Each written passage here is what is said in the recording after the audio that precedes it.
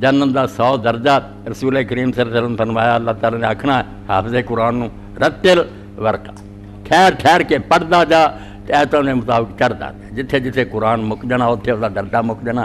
جڑا آخر تک جاؤ گا سب تو اعلیٰ درجہ دے۔ اس تو بعد قرآن سکھو۔ اللہ رب العالمین رمضان دا مہینہ گناہ نو جلاؤن والا، تانوں ٹھنڈک پہنچاؤن والا اور تواڈے جڑے شیطان دے مقابلے ہتھیار تیز کرنے والا، تے قرآن جیسی نعمت جڑی پڑھن دے لائق ہے اور جہدے مقابلے دنیا دی کوئی شے نہیں۔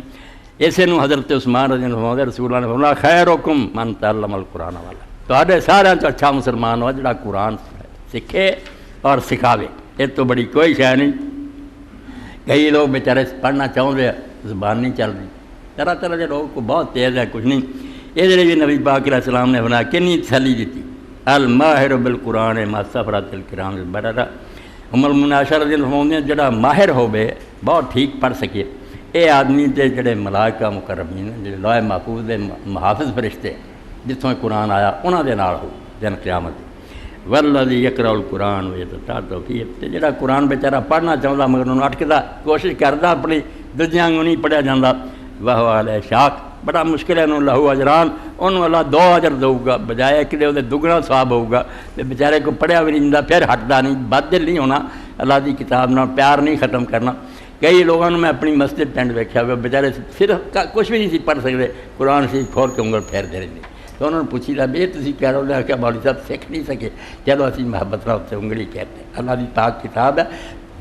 اس سے حضرت عکرمہ ابو جہل دے بیٹے مسلمان ہو گئے، وقت بہت ضائع کرتا، دشمنی کرتے رہے، مگر جب مسلمان ہوئے پھر قرآن شریف لینا ہے اکھاں تے لا لینا، ہاذا کتاب ربی، پھر مننا کہ یہ میرے رب دی کتاب تھی، کیوں اسی وقت کو نہ اسے منے اور شہادت نصیب ہوئی، پھر اللہ دے رستے شہید ہو گئے۔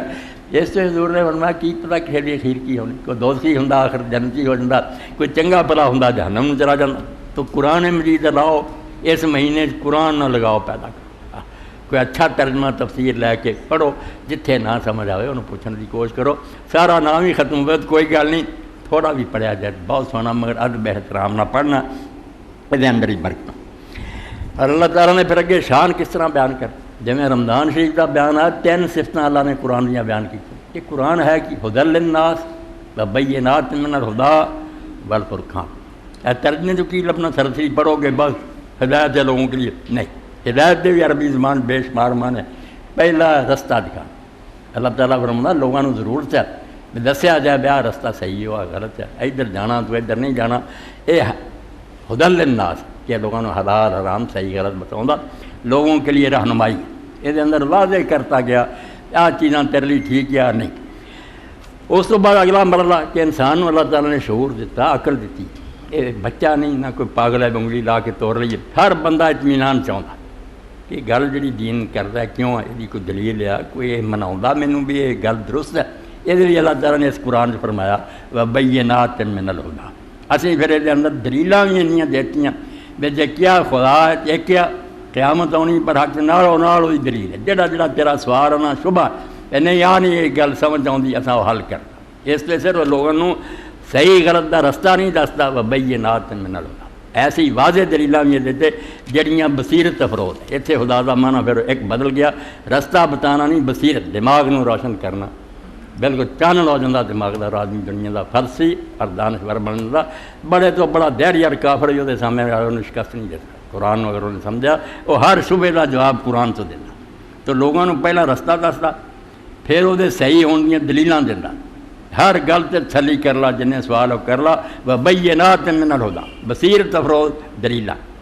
پھر اس کے بعد اللہ برا فرقان،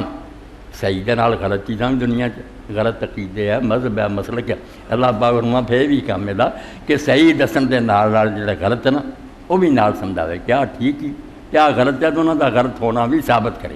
ورنہ یہود نصارہ بدھ ہندو سارے کہیں گے بھی سچے ہی سچے۔